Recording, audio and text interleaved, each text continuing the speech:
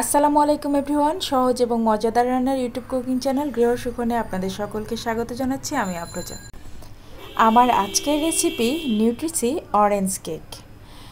তো এই নিউট্রিসি দিয়ে বানানো অরেঞ্জ কেকটার মধ্যে আমি আরও ইউজ করেছি নিজে হাতে বানানো মোরব্বা। If you like this video please don't forget to subscribe my channel and follow my Facebook page Griho Sukhon. আজকের কেকটা খুবই চমৎকার এবং খুবই টেস্টি। দেখতে যতটা সুন্দর, খেতে তার থেকেও বেশি টেস্টি। কেকটা কতটা সফট হয়েছে সেটা আমি আপনাদেরকে একটু দেখিয়ে দিচ্ছি। দেখেন, ভীষণ সফট, মুখে দিলেই যেন মিলিয়ে যায়। তো চলুন শুরু করি আজকের এই মজাদার কেক তৈরির রেসিপিটা। চলে এসেছি রান্নাঘরে। একটা স্টিলের বোল নিয়েছি আর তার মধ্যে ডিম ভেঙে নিচ্ছি। এখানে আমি নর্মাল টেম্পারেচারের ডিমগুলো ইউজ করেছি। আপনারা অবশ্যই ফ্রিজ থেকে ডিমগুলো 1 ঘন্টা আগে বের করে রাখবেন, তারপরে সেই ডিমগুলো দিয়ে কেক বানাবেন। আমি আজকে 3টা কেক তৈরি করেছি, তো সেই অনুসারে আমি এখানে ডিম নিয়ে নিচ্ছি। আপনারা যদি অল্প কেক তৈরি করেন তাহলে অল্প ডিম নেবেন। একটা কেকের জন্য 3টা ডিম লাগবে। আমি যে সাইজের কেকটা বানিয়েছি সেই কেকটার জন্য 3টা করে ডিম লাগবে। যেহেতু 3টা কেক বানিয়েছি সেহেতু আমি এখানে 9টা ডিম নিয়েছি। দিয়ে দিয়েছি আধা চা চামচ অরেঞ্জ এসেন্স আর একটুখানি লবণ, আর দিয়ে দিচ্ছি চিনি স্বাদ অনুসারে। আমি এখানে 3টা কেকের জন্য 2 কাপ চিনি দিলাম, মেজারমেন্ট কাপে 2 কাপ পরিমাণ। এখন একটা ইলেকট্রিক বিটার দিয়ে ভালো করে বিট করে নিয়েছি 5-7 মিনিট। 5-7 মিনিট বিট করার পরে দেখেন এরকম একটা ফোমি টেক্সচার চলে আসবে। আর এরকম ফোমি টেক্সচার না আসলে আপনার কেক কখনোই ভালো হবে না।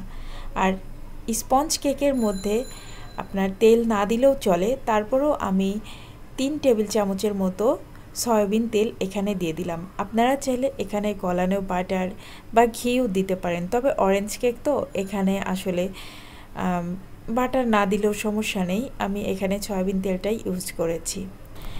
আর এখন তেল দেওয়ার পরে 1 মিনিটের বেশি কোনোভাবেই বিট করা যাবে না। তো আমি 1 মিনিটেরও কম সময় বিট করেছি। আর এর মধ্যে আমি কিছুটা নিউট্রিসি, মানে 2 টেবিল চামচ নিউট্রিসি 1/2 কাপ পানির মধ্যে আমি ভালো মতো মিশিয়ে নিয়েছি। আর সেই নিউট্রিসি সেই জুসটা আমি এখন এর মধ্যে দিয়ে দেব। আপনারা চাইলে এখানে ট্যাংও ইউজ করতে পারেন, বা অরেঞ্জের জুস তৈরি করা যায় যে ধরনের গুঁড়া পাউডারগুলো আপনারা দোকানে কিনতে পান, যে কোনোটাই ইউজ করতে পারেন। আমি এখানে নিউট্রিসিটাই ইউজ করেছি। ফোস্টার ক্লার্কস ইউজ করতে পারেন, ট্যাং ইউজ করতে পারেন, যে কোনোটা ইচ্ছা অনুযায়ী। তো এখন আবারও খুব ভালো মতো বিট করে নিলাম। এখন আমি এই কাটাটা তুলে নিলাম। তেল দেওয়ার পরে সব মিলায়ে আমি 1 মিনিটের থেকেও কম সময় বিট করেছি। আর এখন 3 কাপ ময়দার মধ্যে 3 চা চামচ বেকিং পাউডার মিশিয়ে আমি এখানে রেখে দিয়েছিলাম। এখন সেটা থেকে অল্প অল্প করে শুকনা মিশ্রণটা নিচ্ছি আর এই ডিমের ফোমের সাথে মিশিয়ে দিচ্ছি। এভাবে আস্তে আস্তে করে ফোমের সাথে মেশাতে হবে। আমি কিন্তু ভিডিওটা দ্রুত করে দিয়েছি টেনে, তাই বলে কিন্তু আপনারা ভাববেন না যে আমি দ্রুত মিশিয়েছি। ঠিক এভাবে আলতোভাবে মিশিয়েছি। তো আবারও ভিডিওটা দ্রুত করে দেব এখনই। নিশ্চয়ই বুঝতে পেরেছেন কিভাবে মিশিয়েছি। আর আমার মেশানো কমপ্লিট হয়ে গিয়েছে। আর এখন আমি মোল্ডগুলোতে ঢেলে নিচ্ছি। আমি এখানে যে সাইজের মোল্ডটা নিয়েছি, এই কেকগুলোর ওয়েট হবে 1 পাউন্ডের থেকে বেশ কিছুটা বেশি, প্রায় 1.5 পাউন্ডের কাছাকাছি হবে প্রতিটা কেক। তো এখন এগুলাকে আমি ওভেনে বেক করে নেব। একটা ইলেকট্রিক ওভেন আমি আগে থেকে প্রিহিট করে রেখেছি এবং সেটা 180 ডিগ্রি সেলসিয়াস তাপমাত্রায় প্রিহিট করে রেখেছি 10 মিনিটের জন্য। এখন সেই ওভেনটার মধ্যে 180 ডিগ্রি সেলসিয়াস তাপমাত্রায় 45 মিনিট আমি বেক করব। এখন উপর দিয়ে আমি কিছুটা মোরব্বা দিয়ে দিচ্ছি। আপনারা চাইলে মোরব্বা নাও দিতে পারেন, তবে মোরব্বা দিলে খুব মজা লাগে খেতে। একবার দিয়েই দেখবেন। আর এটা আমার নিজের হাতে বানানো মোরব্বা, তাই এটার টেস্ট অনেক অনেক বেশি সুন্দর। মোরব্বাগুলো আপনারা চাইলে আর একটু ছোট ছোট করে নিতে পারেন। আমি আসলে সময়ের অভাবে খুব বেশি কুচি কুচি করে নিতে পারিনি। তো যাই হোক, আমি যেভাবে নিয়েছি ওটাতেই আমার চলবে। আর এখন এই কেকগুলোকে আমি 45 মিনিট বেক করে নিয়েছি। আর কেকগুলো এতটাই সফট হয়েছে যে কি বলবো। আর আমার বেবি অপেক্ষা করছে কেক খাওয়ার জন্য। কেকটা ঠান্ডা হওয়ার পরে মোল্ড আউট করবেন। বাট আমার বেবিদের জন্য আমাকে গরম গরমই কেক মোল্ড আউট করে ফেলতে হয়, কারণ আমার বেবিরা কেক খেতে খুব পছন্দ করে। আর যখনই আমি কেক বানাই তখনই ওরা আমার হাতের কেক খাওয়ার জন্য বেশি অস্থির হয়ে যায়। ওরা কিন্তু বাইরের কোনো কেক খায় না, সবসময় আমার হাতে বানানো কেকটাই খায়।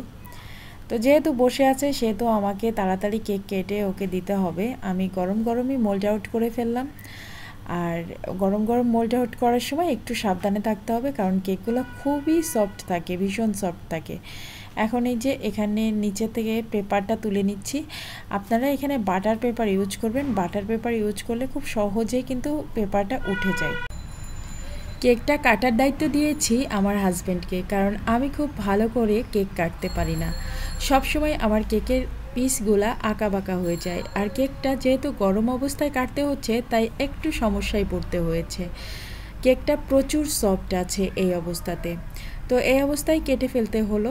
আপনারা কিন্তু কেকটা একটু ঠান্ডা হওয়ার পরে কাটবেন, এতে করে কেকটা কাটতে আপনাদের সুবিধা হবে এবং মোল্ড আউট করতেও সুবিধা হবে।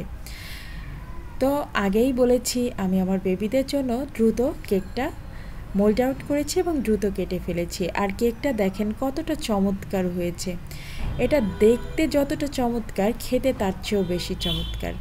অবশ্যই একবার বানিয়ে খেয়ে দেখবেন। আমি আশা করছি এর স্বাদ আপনার মুখে লেগে থাকবে এবং একবার ট্রাই করলে আপনি বারবার ট্রাই করবেন। আর এত সহজে এত টেস্টি হেলদি কেক তৈরি করা যায়, তাহলে কেনই বা তৈরি করবেন না? অবশ্যই তৈরি করবেন বাচ্চাদের জন্য। আমার বাচ্চাদেরকে আমি সবসময় এভাবেই তৈরি করে দিই। আর যখনই কেক তৈরি করি তখনই একটু বেশি করে তৈরি করি, যেন আমার বাচ্চাদের সপ্তাহখানিকের জন্য কেক হয়ে যায়। প্রথম থেকে শেষ পর্যন্ত যারা আমার ভিডিওটা দেখলেন আপনাদের সকলকে জানাচ্ছি অনেক অনেক ধন্যবাদ আমার ভিডিওটা প্রথম থেকে শেষ পর্যন্ত দেখার জন্য। আর এটা খুব ইয়াম্মি একটা কেকের রেসিপি, অবশ্যই বাসায় ট্রাই করবেন। যারা আমার রেগুলার ভিউয়ার্স তাদের সকলকে জানাচ্ছি অনেক অনেক ধন্যবাদ রেগুলার আমার ভিডিও দেখার জন্য। আর যারা অলরেডি আমার চ্যানেলটা সাবস্ক্রাইব করেছেন তাদেরকেও জানাচ্ছি অসংখ্য অসংখ্য ধন্যবাদ আমার চ্যানেলটা সাবস্ক্রাইব করে চ্যানেলের সঙ্গে থাকার জন্য। আর এই কেকটা ভীষণ সফট হয়, ভীষণ স্পঞ্জি হয়, মুখে দিলেই যেন মিলিয়ে যায় এরকম। বাচ্চারা খুব পছন্দ করে। শুধু বাচ্চারা যে পছন্দ করে এটাও ঠিক না, বড়রাও খুব পছন্দ করে। এই কেকটা আপনি চায়ের সাথে খেতে পারেন, বাচ্চাদের স্কুলের টিফিন হিসাবে দিতে পারেন বা এমনিতেও খেতে পারেন। এমনিতে খেতেও খুবই খুবই মজা। এই কেকটা আমার কাছে এমনি খেতেই খুব বেশি ভালো লাগে। ইচ্ছা করলে আপনারা সকাল বিকালের নাস্তায় চায়ের সাথে খেতে পারেন।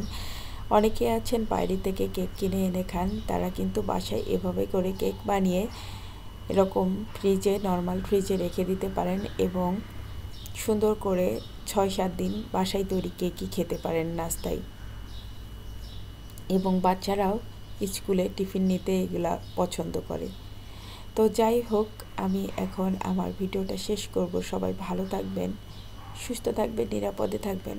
আমার বাচ্চাদের জন্য সবাই দোয়া করবেন, আমার পরিবারের জন্য সবাই দোয়া করবেন, আমার জন্য দোয়া করবেন, আমি যেন আরও ভালো ভালো কন্টেন্ট আপনাদেরকে উপহার দিতে পারি। আজকের মতো বিদায় নিচ্ছি। আল্লাহ হাফেজ।